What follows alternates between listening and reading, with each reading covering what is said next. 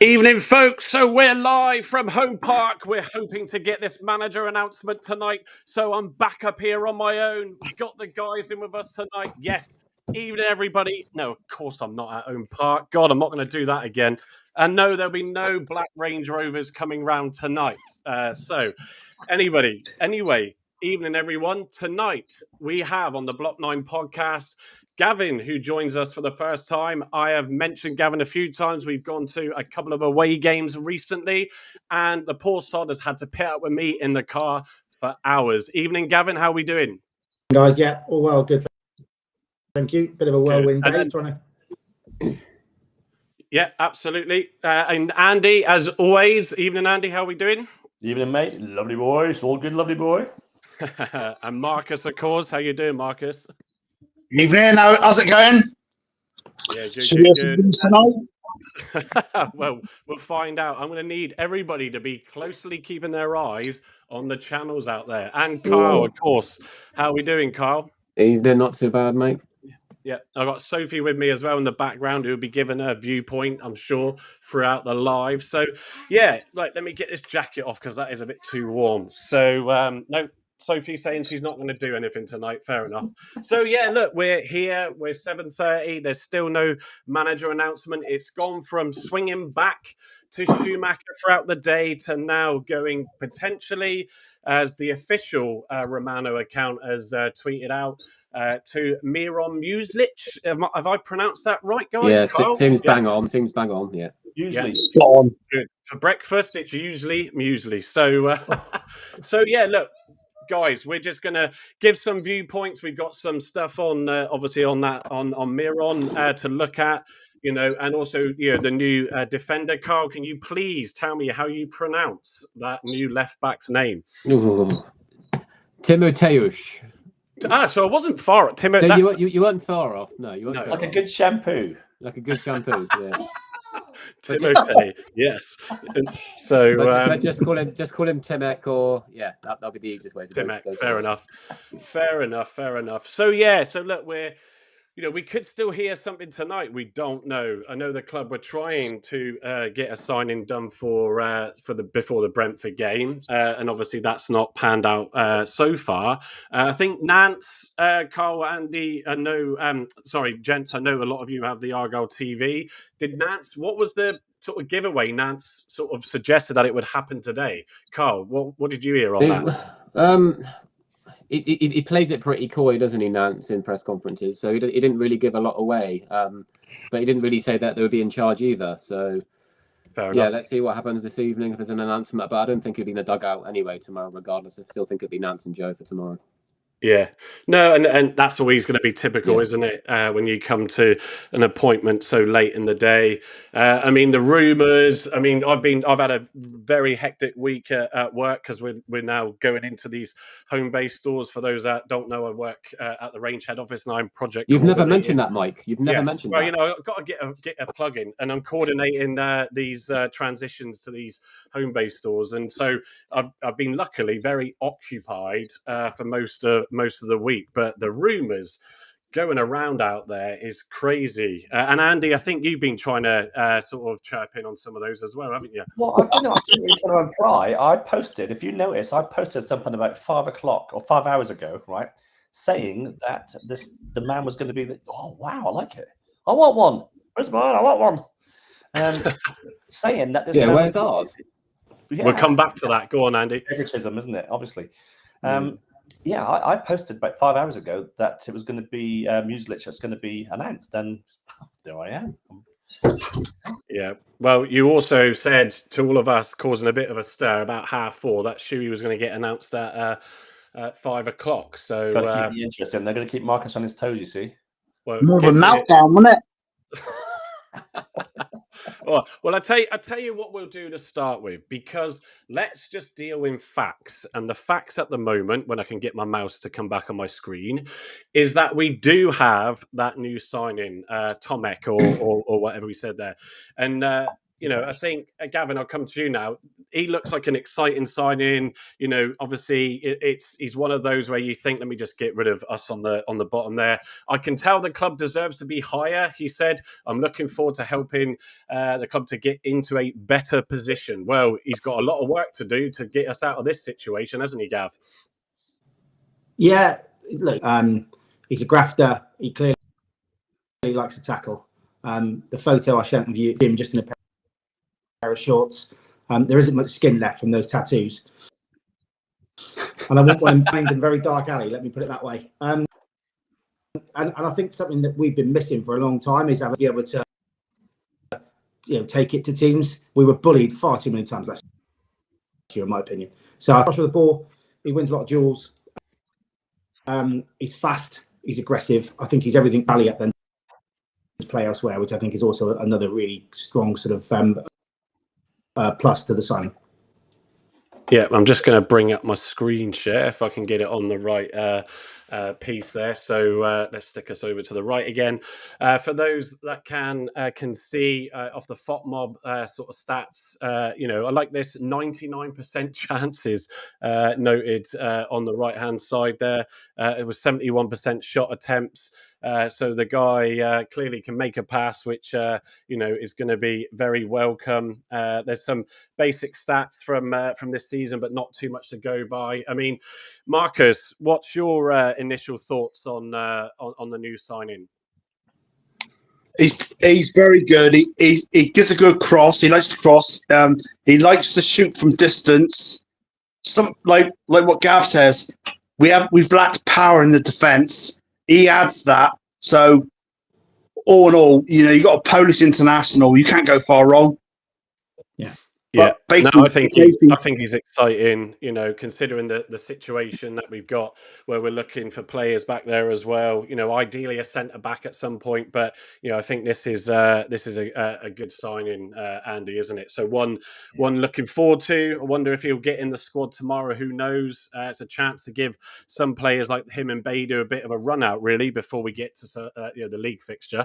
Yeah, let's hope so. I mean, it's everyone's going to say it's a free hit tomorrow, isn't it? I mean, Brentford are pretty good at home. We're not too good away from home. You might have known that, but who's to say that this new manager might not get us going away from home as well? But I think tomorrow it'll just be too soon.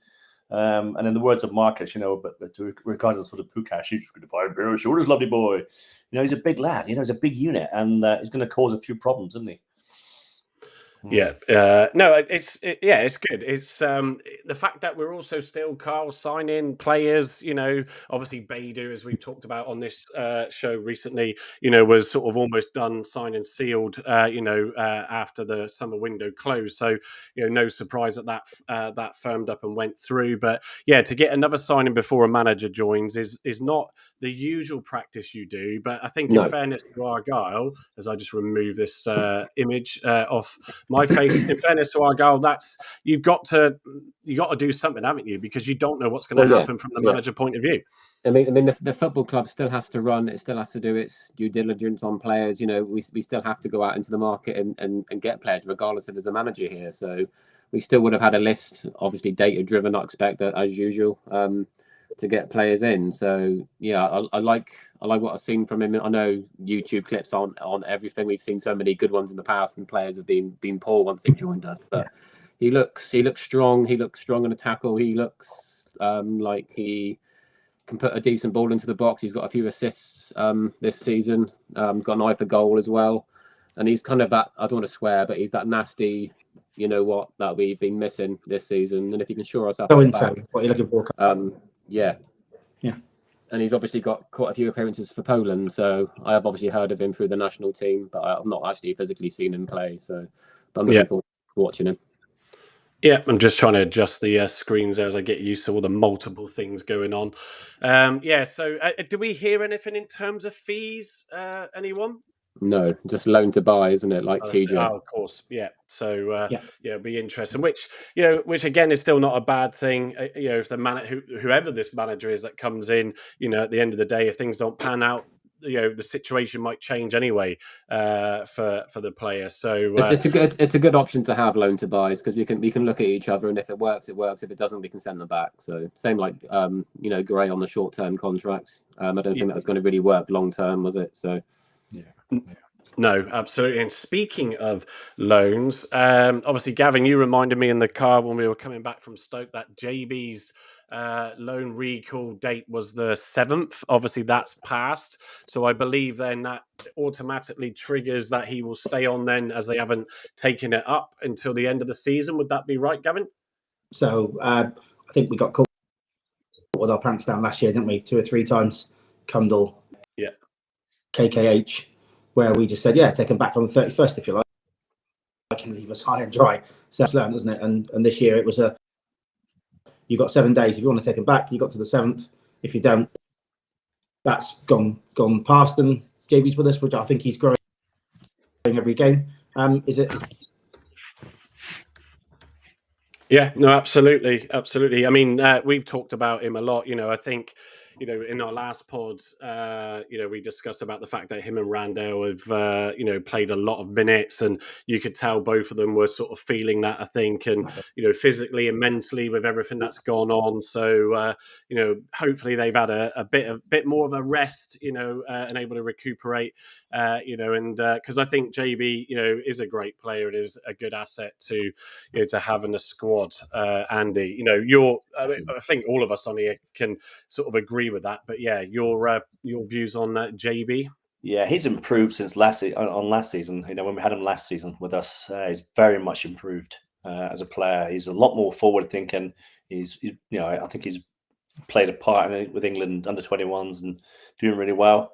Yeah, it's all good. It's all positive for the lad, isn't it? And he seems to give us that sort of bit more bite in the midfield than say Houghton.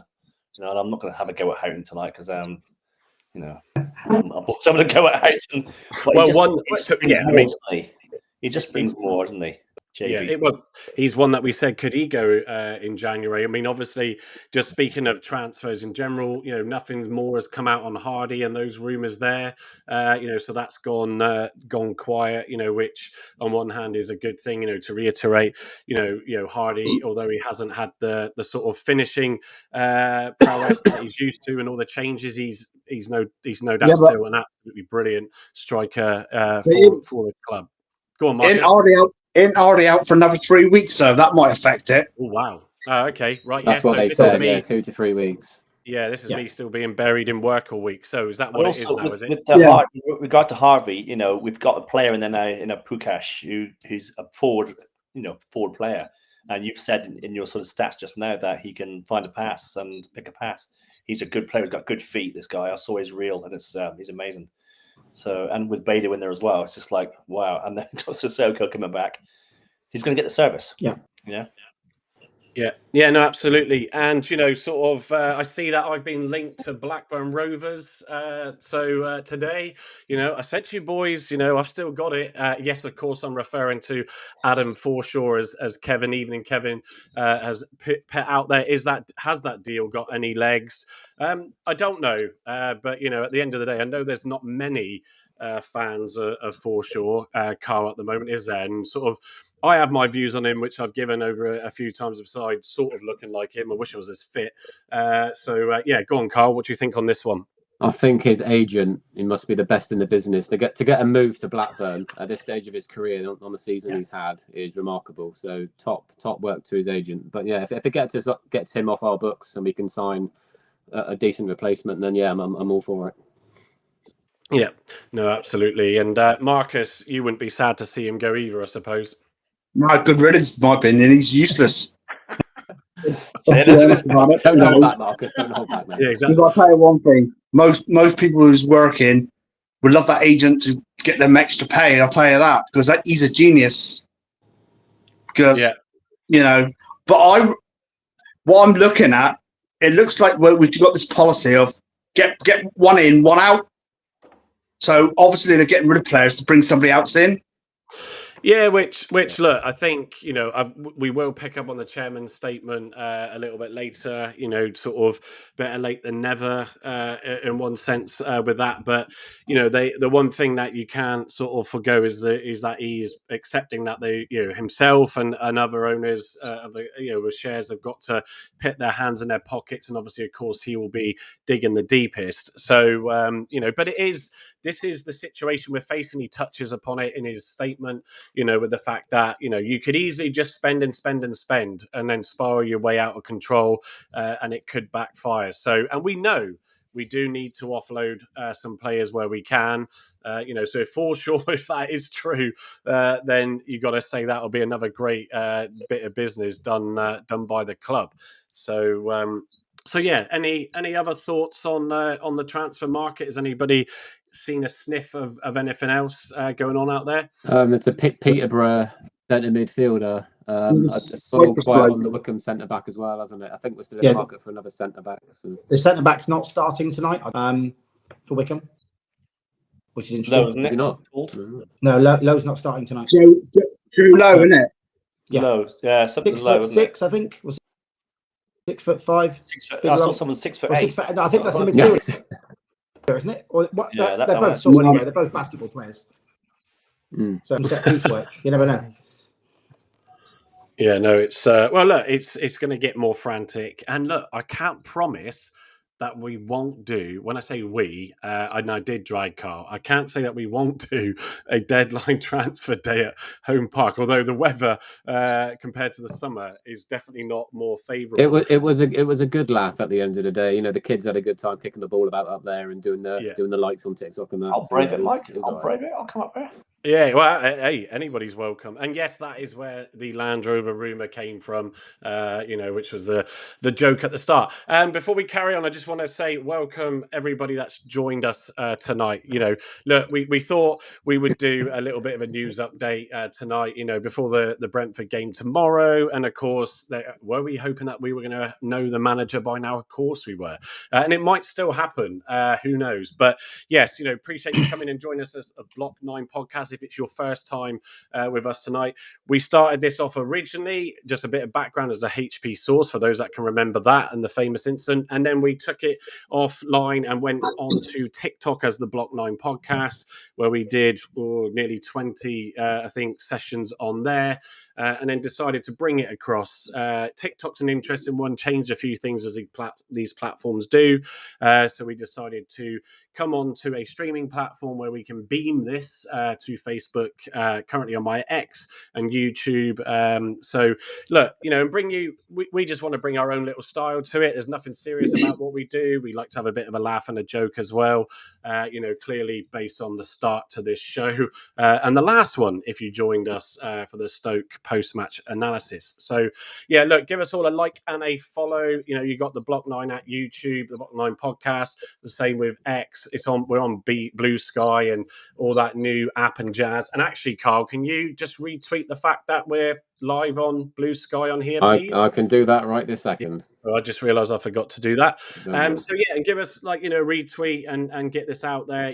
We know, as I always say, there's a couple of shows that you come on to, and I know the other boys are on tonight as well. So look, if you stick with us, we appreciate that. It's just, we're just going to talk Argyle. We all love talking Argyle. So yeah, sort of coming on, I think let's pick up towards the Brentford game. So because we'll do the manager bit and the chairman's statement afterwards. So the important one, well, is it important? The FA Cup is always an interesting one, isn't it? And I think sort of Marcus, I'll come to you.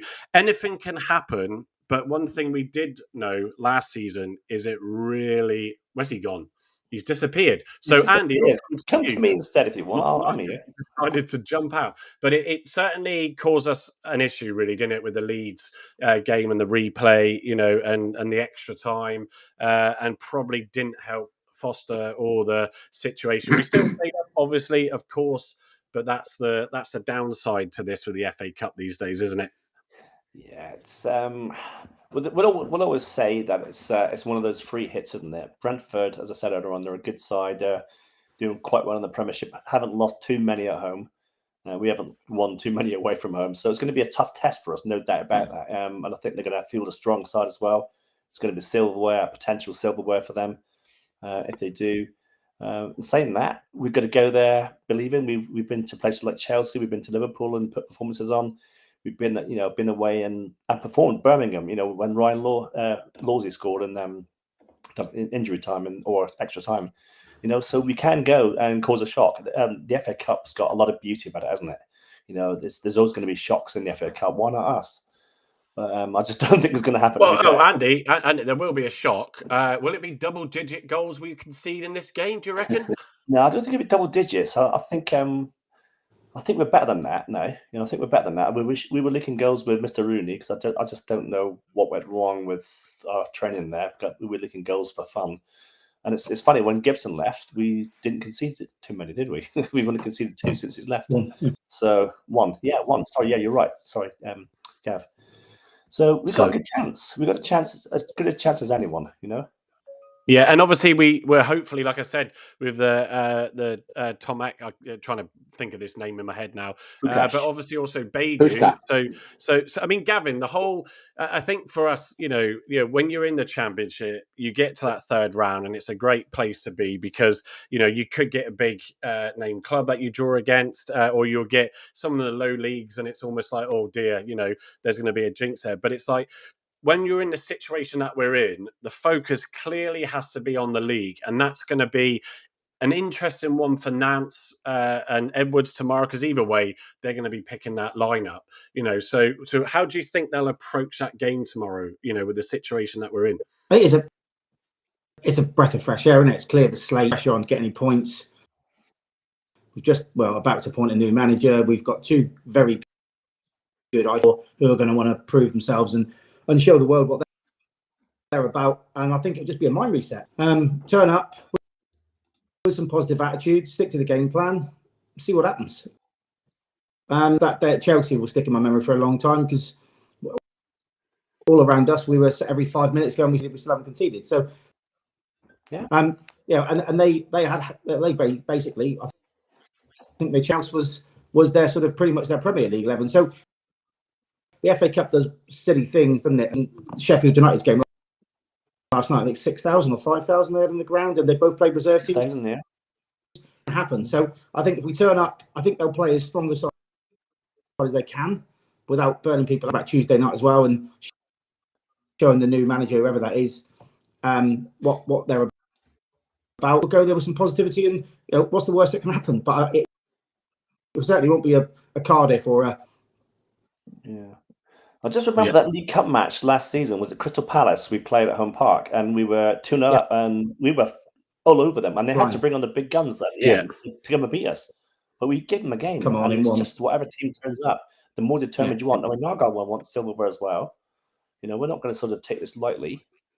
No, it's that tricky with the injury crisis and stuff. It's the sort of game where Brentford could really stretch us, and cause us problems. I mean, they're going to want to go into it. They're, I think, mid-table-ish in the Premier League. They come off the back of some decent wins. So yeah, Carl, it's sort of. I'd love to see us go through. I mean, Brentford's a big club. It's a shame it's away. There's obviously a sellout crowd going away. We're not going ourselves on this one, but everybody have a safe trip tomorrow because obviously the weather is still a bit dodgy in places. But yeah, it's let's hope we do put on a show and we don't have an embarrassing situation, eh? Yeah, we just got to try and keep it respectful. I don't think we're gonna go up there and get a hammering. I would like to think we'd give them a game. I think we've shored up a bit defensively, and I think that's why they need to announce the manager before the game, give us a bit of positive thinking behind it as well, and vibes. And I don't think they're going to play a fully strength 11. There's just no way with the Premier League games coming up. But even their second string is going to be really, really of high quality. So as long as we keep it respectful, put in a good performance, and anything can happen. If we can nick a goal and take it into the latter stages of the game, I believe it goes straight to pens, doesn't it now? Yeah, not replays, is it? Is that what? Extra time and then extra time. Right, okay. Yeah, so ever since COVID, they changed it, didn't they? Which is a damn shame because lots of smaller clubs dream of bringing the big teams back home, don't they? So it's a shame they changed that in the FA Cup, because that's a big part of it. But yeah, hopefully, we'll see a positive display and a positive result.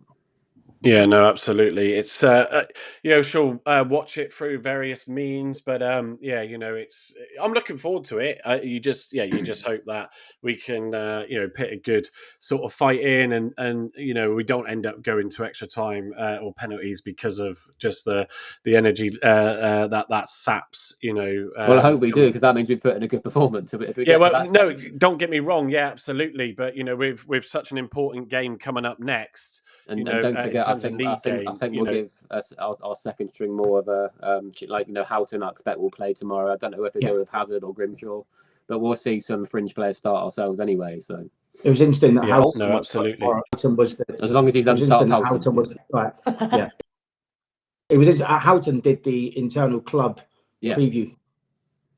So he was there and he talked about his lack of minutes and stuff. Whether he's been already given the nod that he's going to start, which he needs to kickstart his season again, or probably go, doesn't he? Yeah. Was there any other sort of sound bites out of those interviews? Just a bit about Sissoko, giving him some more minutes. Hopefully, Beidou should see some game time, whether that's from the start, off the bench. That was pretty much it, to be honest. Yeah. Thing about our new signings is they're not cup tied, are they? No, that's true. Yeah, that's it. It's the beauty of it. Yeah, they're going to know nothing about them. Come on, do you need to do it? No. So a question from G Plim G. Guys, get your questions in the chat as you would do, on these with whatever platform you're on. Put them in the comments, and it will feed through to here. So, do you think Mumba will be pushed further forward with a new left back coming in? I think he'll be moved to right back, won't he? Yeah, back to his natural position, his favoured position. And then Tomek in at left back. I think that'd be the way to go. Yeah, it almost covers then the situation with Edwards, isn't it? And where he's been missing in obviously the squad since his injury, so we could now have a fairly strong back four again if he turns up. Shout out to Sorry, though I thought he's put his body on the line. I know he's not the most talented player in the division. I get all that, but he showed the fight that we needed in the last 3 months that we've never had. So I don't think it's a straight out onto the bench and bring Mumba in. I know there's not more quality, but I thought he's done enough to really. Yeah, sorry, Marcus, I forgot you. I didn't even check that you were still in the lobby. Those rocks, lovely boy. He put a comment in the private chat, and I suddenly thought, "Oh, he's back in now." So, Marcus said exactly that. Can you drop Sorinola? Can you drop Sorinola for Mumba? Don't think you can. No, it's a tricky one. That he's done well. Sorinola. I've seen a lot more passion than Mumba. If Mumba put a transfer in, sometimes your heart's not in it. Yeah. Yeah, I think to echo Gavin's point, absolutely. We said it on Sunday's pod. I retweeted a tweet that I put out end of November. About Pleggy and Sorinola. And they've grasped that opportunity. To when there's injuries that come by. We all talked about how they're probably going to get moved on because they weren't going to get any game time. So it's almost like now they've just come alive, and I think there's probably the odd game where when everybody plays poor, they play poor, like those away games, but generally they've absolutely done superb. And not forgetting Sorinola was a free as well, wasn't he? So like Gibson and that, you can't all this data, and I get why people moan about it and ridicule it when it comes to the club stuff and and the Wayne Rooney situation, but you can't deny it has paid dividends for us equally. So keep persevering with it, but. Yeah, so I think for it gives competition back into the squad, doesn't it? So it's going to be people really needing to fight for places. That's for sure. Sissoko, as I think Carl you mentioned, picked up getting more game time. He definitely needs to get those minutes under his belt so he can get back in the flow. But Andy, Sissoko is that player that everybody seems sort of rely on as being the game changer for Argyle, which he's an exciting player, absolutely. So hopefully he can, and he will want to create a bit of a show on the stage tomorrow, won't he? Definitely, yeah. And he's one of those flair players that you've got. And this is a sort of player that Al Haj will thrive on, because Al Haj has got that as well. He's got that skill set about him. And if you've got creative players around Al Haj, like Sissoko, then you're going to get a lot more out of him, I think, Well, that's what we're starting to see, isn't it, Marcus? Is, Al Haj is coming into the games where we do, play that more creatively. Even against Stoke, to be fair, he did all right. He's not going to play like he can do, because we didn't really have any attacking chances. We parked the bus, but sort of to see what those two can do to link up properly together is going to be exciting. But the thing is, with like Al Haj, he did come from like Danish football, so it does take time. I think people thought he was going to do what he'd done in Denmark, and that'd be it. But it does take time. Same with Beidou. You can't expect miracles straight away. Yeah, no, absolutely, and it's we said this weeks ago, throughout the whole Rooney situation and the injuries, and we, like a few others, gave him a bit of leniency with that, and but it's sort of, you knew that when these players come back from being fit, Whittaker came back in a bit earlier, obviously, of course, Hardy the same, and has now pulled his shoulder, a totally different injury. You've got to just be patient with the fact that they've also got to get back into the swing of the game. And that doesn't happen overnight. So, it's a shame for Hardy, that injury now, because he fought back with the knee, with the stitches, but now he's out again for another few more weeks. So, but yeah, I think I did see on Nance, so some of the clips and of the comments that Argyle posted, Gavin, that Beidou has impressed Nance with what he's seen so far in training, I believe. If you look at his highlight reel, the guy's the real deal, in my opinion, and I know that the club were devastated on the day that you were stood in the car park waiting for him to arrive. I vividly remember. He's quick. Yeah, I think the fact that you buy a player and you can say you can play all right wing shows his testament of his quality, quite frankly. Exciting. I think he'll be quick, and I think he'll score goals, and he'll tear it up. Be interesting, and El Hadj can play together in the 10 role, because one's a bit more tricky and finds a space. The other's a bit more direct. I worry, and I think I text you in the week, is like where does Sissoko play if you're going to play two because there's no width in the side. But that's, I suppose, a conversation for another day. But I think Beidou will take him probably 2 or 3 weeks to get into the. Bearing in mind he hasn't played yet; it's their close season, isn't it? So he's still but he'll hit the ground running. He seems like a consummate pro, and say everything that the coaching staff have said. Yeah, and Carl, sort of your thoughts on Beidou. It's we've been waiting patiently for ages. Let's hope he can get a chance to again on the stage tomorrow. There's a chance to make a name for yourself for any player. In the FA Cup third round. So excited to see him. Yeah, definitely. I mean, we were all excited in the summer to hopefully try and get it over the line, because he looks a decent prospect, doesn't he? He's young, energetic, eye for goal, and just clearly something that we've been lacking up front. So I think that's the way he'll play. I think he'll play as a false 9, Sissoko on the left, Whittaker on the right. So I think that's our front three. Al Hadj just behind. So I think that sounds really tasty and looks really tasty, those 4 kind of up front. So yeah, it's going to take him to get up to speed, because he hasn't played since early December. So, but I'm sure he's kept himself fit in the close season over there, and he'll be willing to take his chance. Yeah, absolutely. So look, let's just hope for the game tomorrow that we do get that excitement and we get to enjoy it in some way. And like we said, we walk away holding our heads held high. I'm just going to bring up now. This might be a bit too see on the screen, but I'll try and bring it up. What's the best view for that? So let me just see if I can zoom in. So we've got Hallett's obviously statement that came out.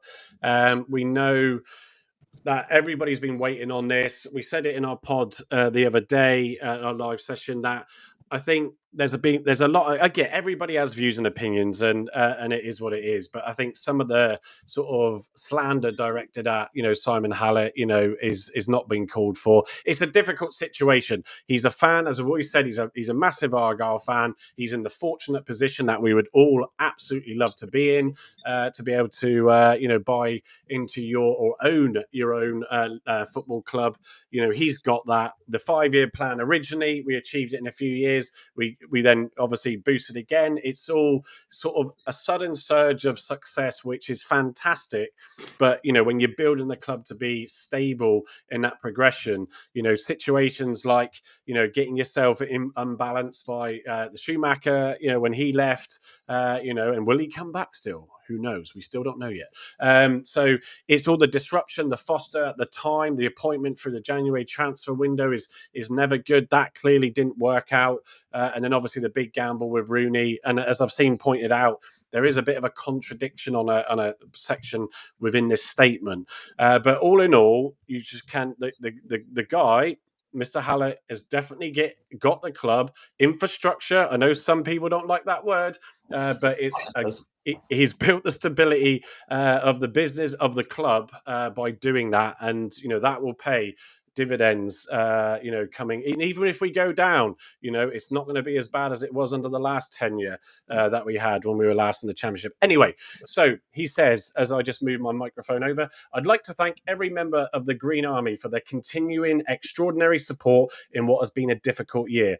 Difficult because we've not had the stability we seek in football, and difficult because, as I write, we are bottom of the Sky Bet Championship without a head coach. Along with the obvious low points, there have been many memorable highlights. I won't forget the Friday night match under the lights from Mustafa Bundu goal, a battling defensive display against Leicester City. We can all remember that one. And also, of course, Joe Edwards' famous goal against Hull that confirmed our place in the Championship. So even in the current season, we've had some fantastic drama at home park with wins against Sunderland, Luton Town and Blackburn Rovers. And for all Wayne Rooney's faults, those will definitely be memorable games, that's for sure.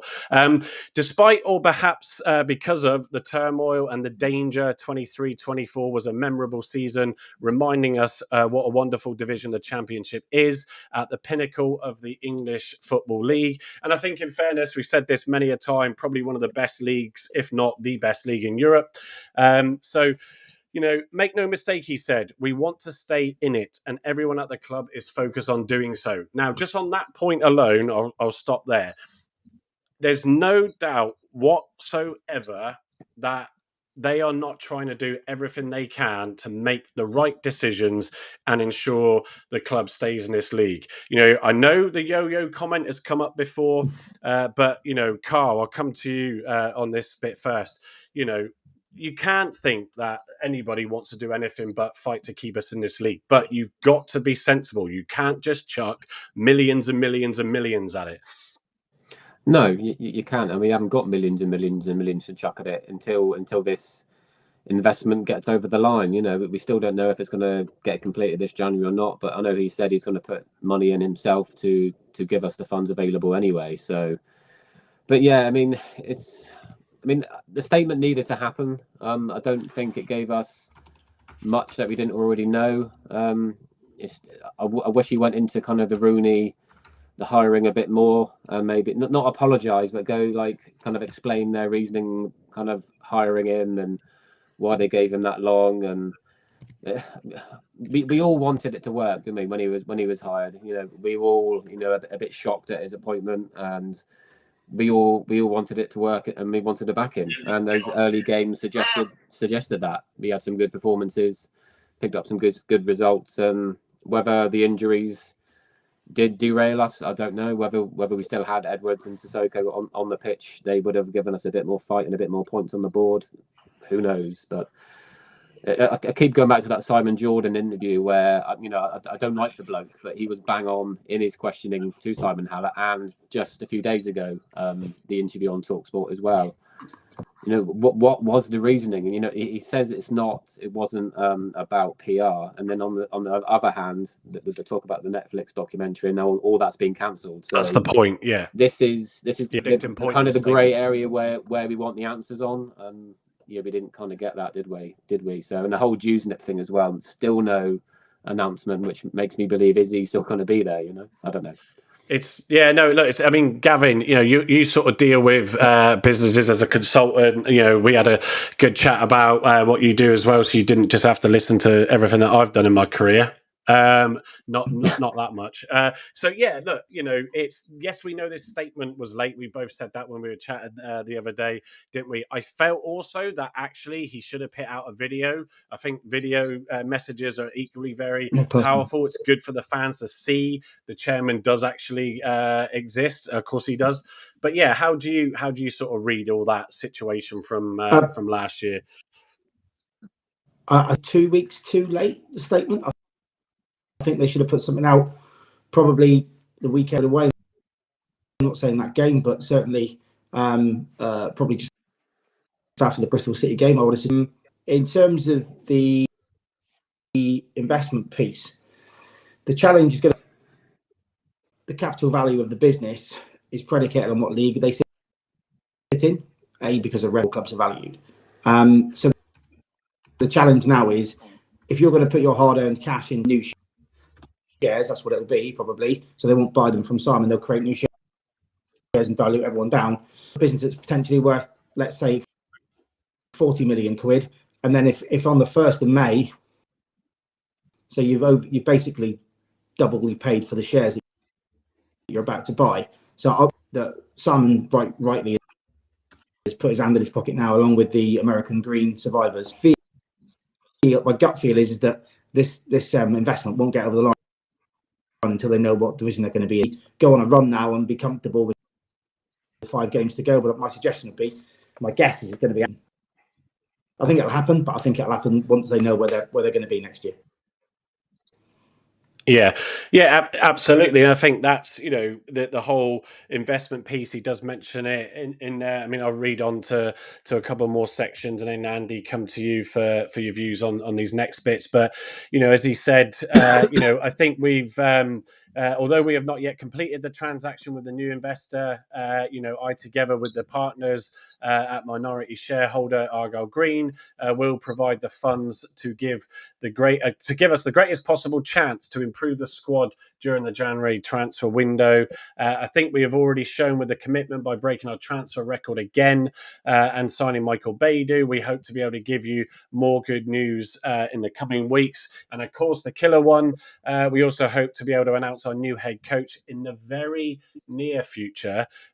So yeah, Andy, look, the investor thing is going to drive people crazy when they don't hear things. I've said it on Sunday. The club don't have to give you an update every week because Bob on Twitter says I want an update. But yeah, look, if it comes, it comes. I think Gavin's right, Andy, in the sense of that you wouldn't go and stick all your money in now when the club's worth this, then we get relegated and then your shares are worth that. No sensible investor would really do that right now, would they? No, it's a massive risk, isn't it? We've got to try to consolidate ourselves in this league. To be fair, that's going to be the key of everything. We've got to be able to stay up in this league. If we go down, it's going to be a lot more difficult to get an investor. And saying that, people will invest in British clubs. We've seen that with Wrexham, haven't we? Way down. So who's to say that they wouldn't invest in us, even if we did go down? But yeah, it would hurt the sort of share sort of side of it, guaranteed. But he's got money there. He's got money. We bought Baidoo in for a record fee. We've got more signings on the way, I hope. The cash on the balance sheet, Andy, the cash on the balance sheet at the end of last season was just under 10 million, or just over 10 million. We didn't spend all of our transfer budget in the summer. No, we didn't. And they're offering, don't forget, 1.5 million for Gibson. We spent Cooper on Grimshaw, but not all of it. So I reckon there's probably 5 to 6 million quid for this, with new funds and existing budget still remaining. Well, yeah, and we forget to talk about the Sky money, 14 million from Sky. So adding to that, you're looking at about 20 million, maybe. That doesn't come in, I don't think, until the beginning of next year. It's paid in arrears, not in advance. Yeah, all of those. Okay, right. Those funds will be realised in our accounts from 1st of June. So, which not saying you can't lend the company money now. Forward spend that, but yeah, that's where that would sit. But there was still plenty of cash. I know there was the Folkestone Park piece, which is right, I think, rightly so. But there's still on the other side of that as well, though, Gav, is that Stoke are chucking money at everything like that. You know, look at Stoke's owners; they're firing managers. A lot of clubs now are going to try and buy us. We can do about it, and we can't do that. But if you look back 12 months, 24 months ago, and said we'd have 5 million in a January window, I think I'd have been dragged out of here, with a straitjacket on. So I think I've ever been, and I think for me, the quality of the two that have come in is last January much. Yeah. So it's a risk we're going to take, and if we get the right sort of player in, and it looks like we're doing that with what's he called, Carl? Pukac. Him as well, yeah. So with Pukac, and any other signings that we make, we're going in the right direction. We're bringing in players. I mean, he looks solid, this guy. Who's to say we're not going to get another 2 or 3 players like that? Well, I think Andy as well on that point. I think there was a lot of fans nervous. We sort of said it would, touched upon it, earlier. Would we sign anybody if we're going to be about to appoint a manager, and that's always tricky. And you've got the club has to protect itself. If there's an option and players that they've been watching and they can take those chances, you've almost got to, because if we don't, say if Miron Muslic does fall through, Schumacher had fallen through or whatever, and they then have to go back to the interview list and conduct more, and it extends it a week or two. You just can't not then take these players, because they will be stolen from underneath you else, won't they?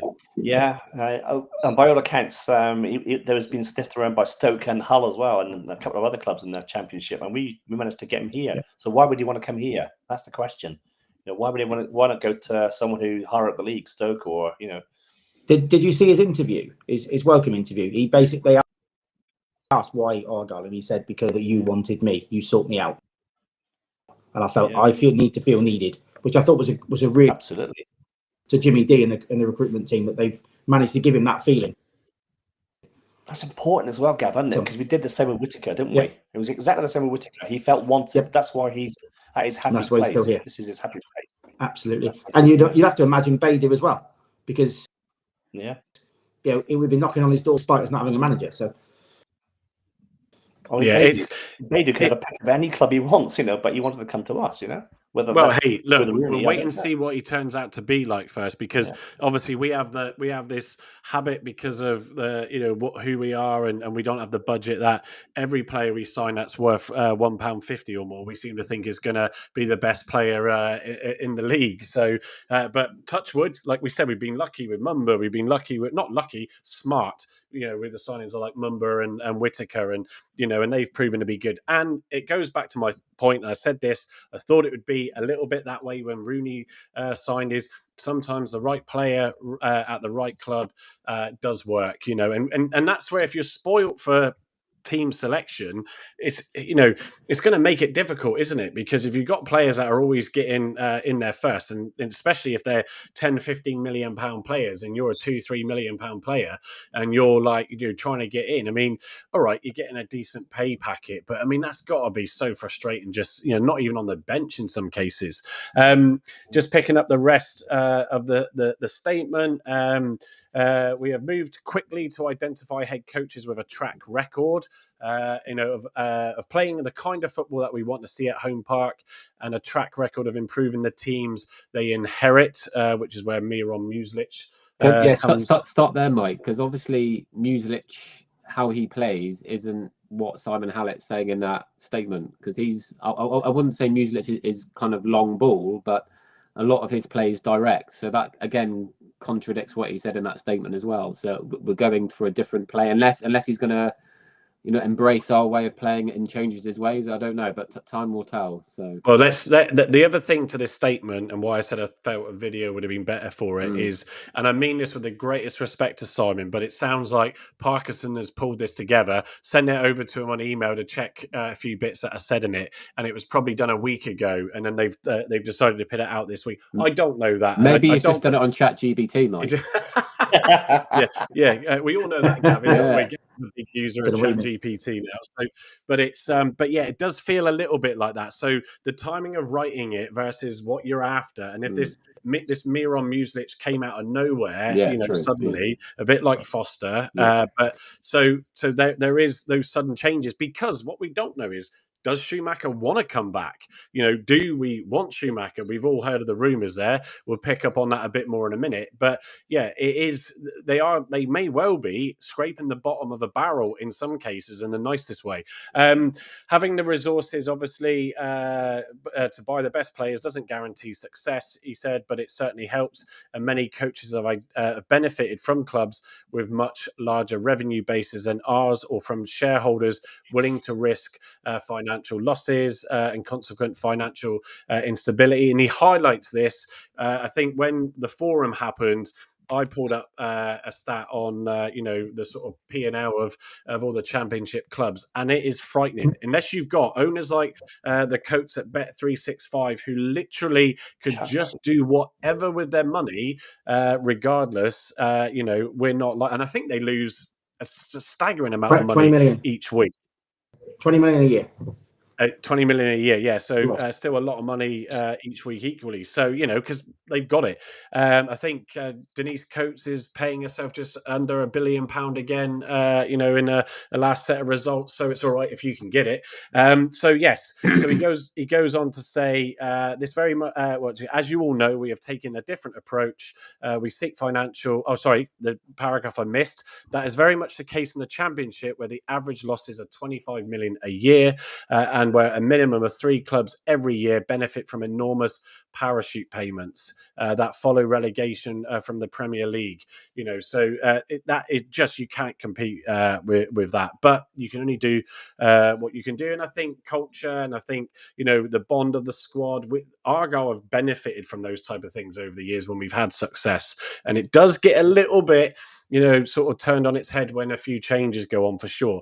As you all know, we have taken a different approach. We are seeking financial stability while generating enough revenues to fund a competitive first team coach. If we spend our money wisely and make good decisions as often as possible, like all other football clubs, we get money from ticket sales, the Argyle Superstore. I saw a nice hat in there. Actually, I bought a nice hat. Or the wife and the kids did for me on the weekend. While generating enough revenues to fund a competitive first team squad. I've done that bit. Sorry, I'm losing my track now. We get money from ticket sales, Argyle Superstore, sponsorship, media, and net player sales. We all get the same media money, and we have one of the smallest stadiums in the division. Fill in the corners, I hear you all cry. So we must compete by generating revenue in other areas. Let me just scroll that up. So he then sort of pits a note. This is why I think Parkinson wrote this. He pits a positive note on Parkinson. And this is the infrastructure bit where you have to say they have done a very good job. But yeah, so under Andrew Parkinson's leadership, we have expanded and diversified, and our revenue base by improving what we have offered fans, attractive and winning until last year, as he puts in quotes, football in a clean and safe stadium. We have successfully increased revenues from ticket sales, from sales in the stadium and in our shop, from hospitality on match days, of which Gavin is one of those, and non-match days, and from any ways we can find to use the stadium, obviously the concert and all that jazz. And in last year alone, we began the fan zone. I've not experienced it here, and I know, Carl, you've been to it, and a few of you on here, I'm sure, absolutely have. And it's great. When we went to Bristol City, Gavin and I, we had some food there and stuff. It's a great little thing that clubs have done there. Stokes one was about 2 vans, and that was about it. To be honest, there was no fan zone. So all these things do bring money in. So we spend money to make money.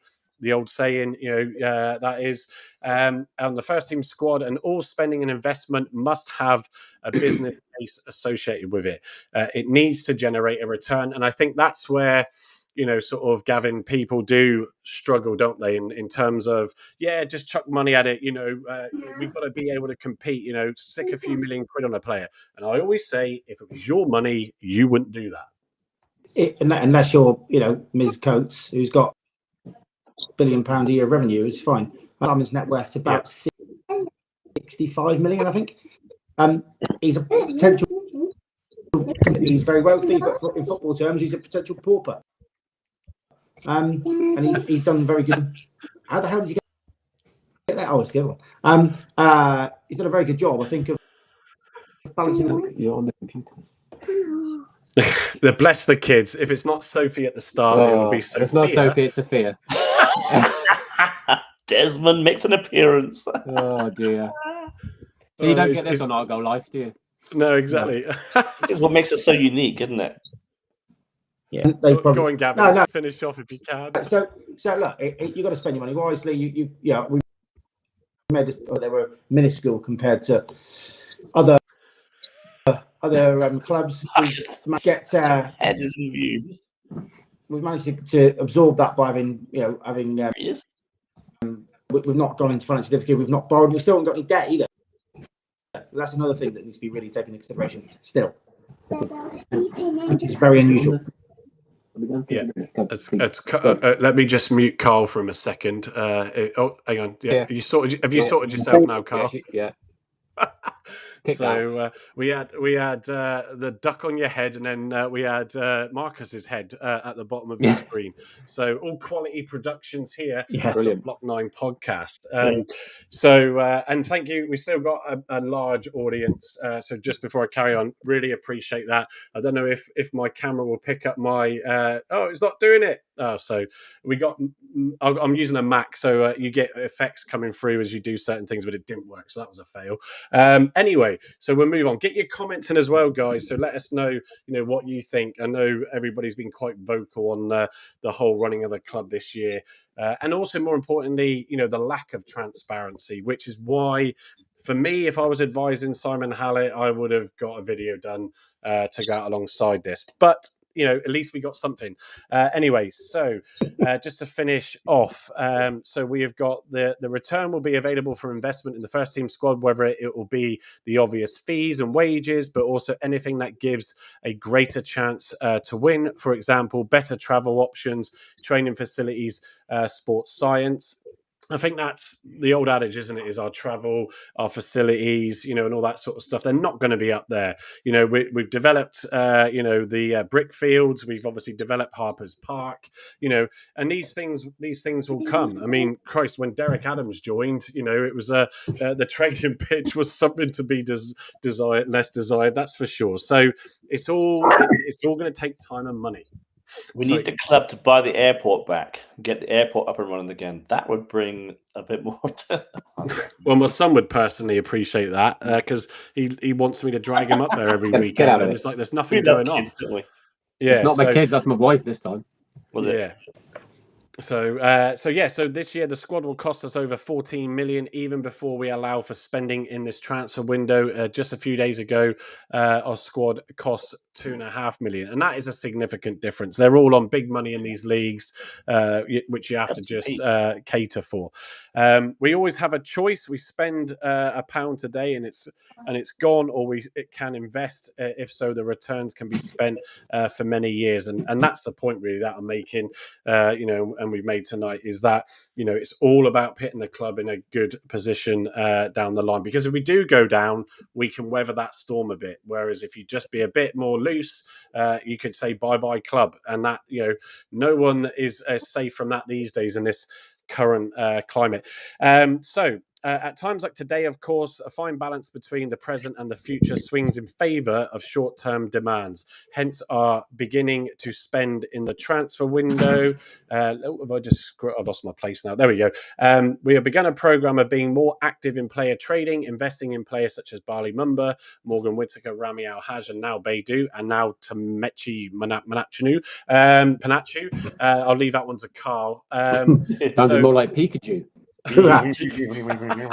And obviously he mentions the investment in Folston Park, obviously that I alluded to, for the academy, and we're seeing the fruits of the Marcus actually on that point, because you like to bring this up on our pods.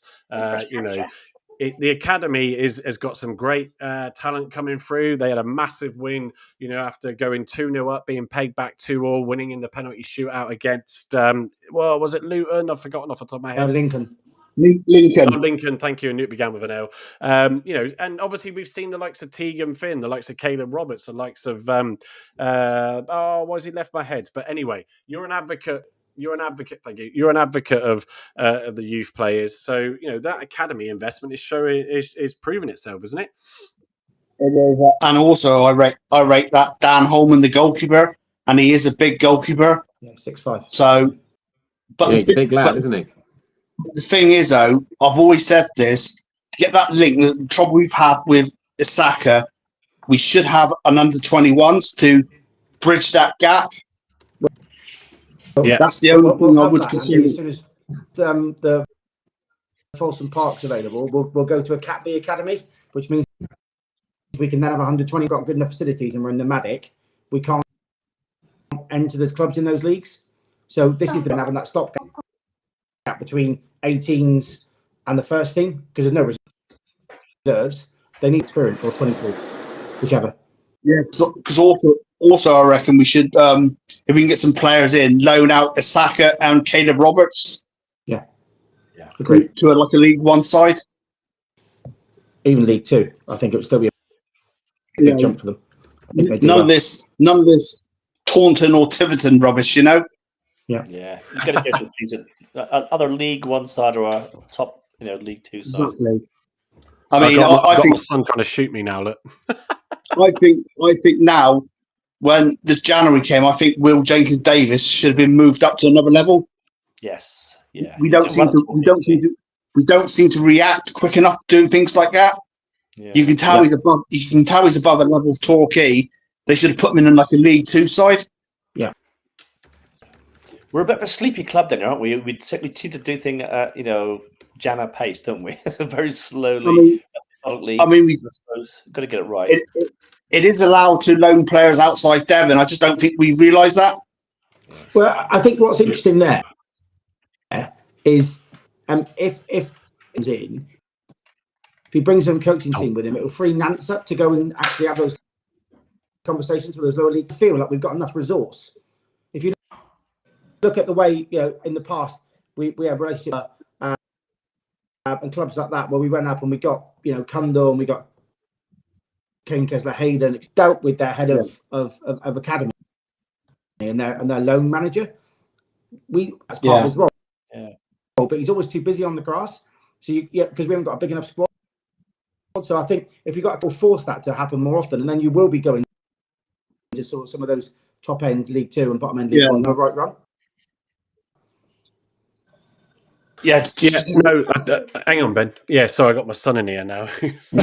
Just as I unmute the microphone and starts to talk. Yeah, look, I think the whole side on that, I think is exciting to come. And if we can keep ourselves established in this league, with the funds that come from that, it's gonna help. I picked up a few seconds ago, Sarah Mason Palmer. Good evening, Sarah. Comment there. Mason. For me, Hallett is happy to get the praise when we do well. However, when we do poorly, he's nowhere to be seen or heard. I think that's probably a fair comment, and it's one of those where I think for Hallett, as I said earlier, being a fan and all that jazz, to have success like he has, it must be a great feeling because everybody wants to shake your hand, everybody wants a photo with you, everybody wants to buy you a pint, and all that sort of stuff. And it is hard. The last 12 months, as sort of he pits in his statement, it will be hurting him inside because he's trying to deal with this situation. Notwithstanding, he is, am I right in saying he's non-executive chairman, or in the sense of he only has the board once a month. He's not involved with the club day to day. He's not an active chairman, I should say, in that sense. So he leaves the club running to Parkinson, then Dewsnip, and obviously a few other people at the club. And so, he's got other stuff that he's doing, so he's equally hurting inside, but they definitely do need to, on the communications front, I think, just try and get involved a bit more. Sorry, kids do my head in now. So yeah, look, I get the point, and I can understand why people feel that way. Right, just to finish off this, the statement goes on, so I'll spin through it. So we do not need vanity projects. People might argue the Argyle Breakfast Show on Saturday is one, but I like that sort of thing. Of course I do, because I do a lot of video content, and we're here tonight. And we're close to that 2,000 mark as well. So appreciate everybody that's in tonight. And share it where you can. And don't forget to follow us on X and our YouTube channels personally and through the Block 9. We gain respect. We are now embarked on winning support. More supporters means more revenue, which means more funds available for the first team squad. We will be announcing various programs to further grow our supporter base in coming months, including to raise our profile in the United States, which is a probably big indicator to where that investment is coming from. So that's good. This is where the contradiction sort of piece came through that Carl alluded to. Raising our profile was not one of the considerations in hiring Wayne Rooney. But we thought that we would be able to help us win football matches during Wayne's tenure as head coach. We saw glimpses of what was possible, but clearly both results and underlying performances were showing few signs of being at the level we need. He goes on to thank Wayne for obviously his time at the club, his approachable nature, which absolutely was the case. Down-to-earth personality made him popular figure with the fans. Moving on, obviously the documentary was cancelled. That's the contradicting bit, because obviously they looked at that to raise the club's profile. And that sort of thing can only come with Wayne Rooney.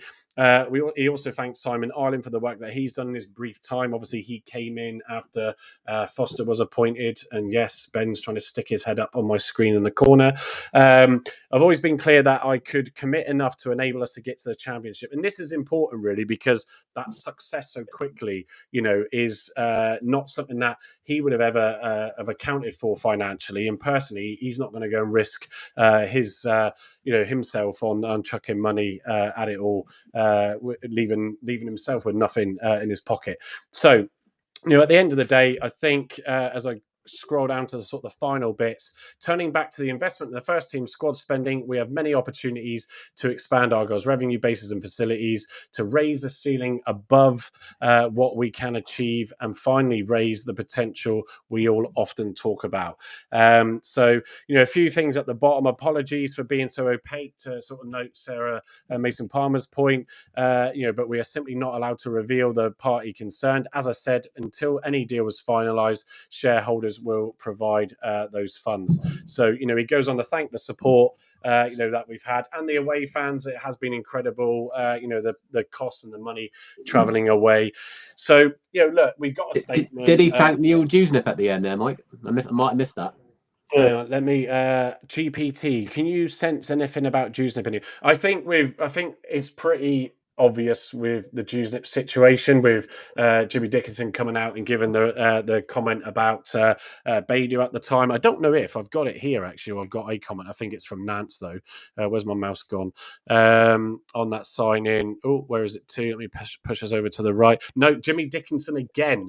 On the new left back. He is naturally left-footed, good on the ball, and consistently provides assists, so will provide good balance to the left side of defence. So again, that's from Jimmy Dickinson, not Dewsnip. Dewsnip is probably on gardening leave. But here's a question, actually, and Carl, I'll come to you on this one. Without Dewsnip being there, let's just say he's not involved in the manager appointment, because why would he be? Who else is involved in advising them? I'll get this all from a couple of you. Who else is going to be involved in advising them on the manager to choose for the appointment? I have no idea on that one, mate. If Dewsnip's not there, then it'll be Jimmy. Yeah, that begs the question. I don't know. They'll get data from the data team. I'd be correct.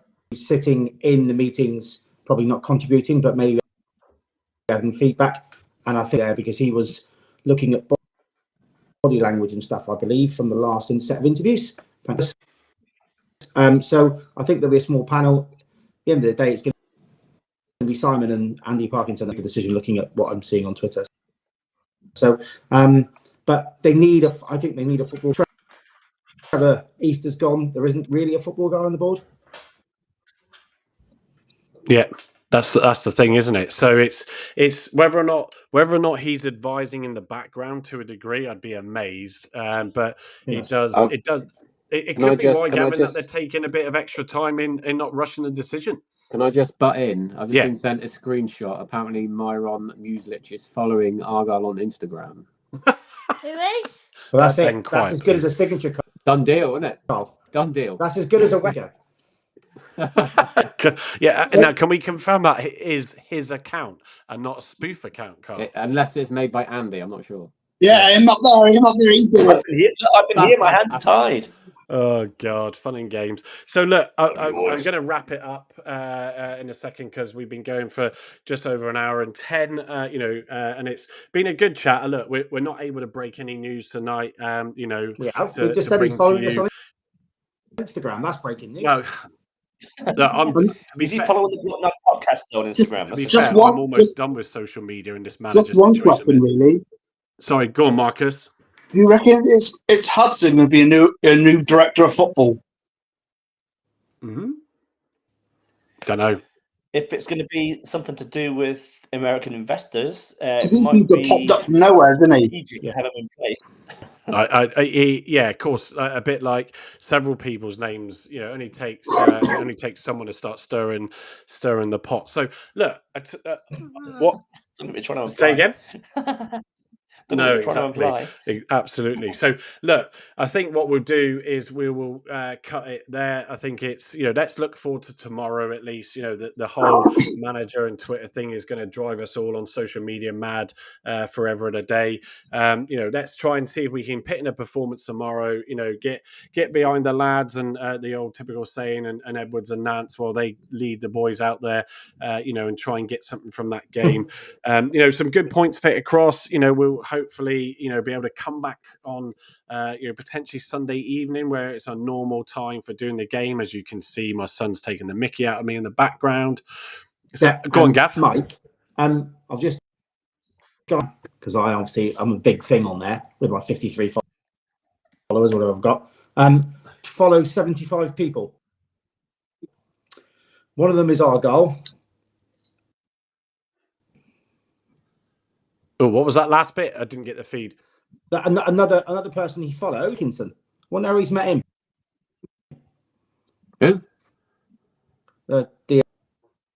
Sorry. So he's following Jimmy Dickinson and Argyle. Right.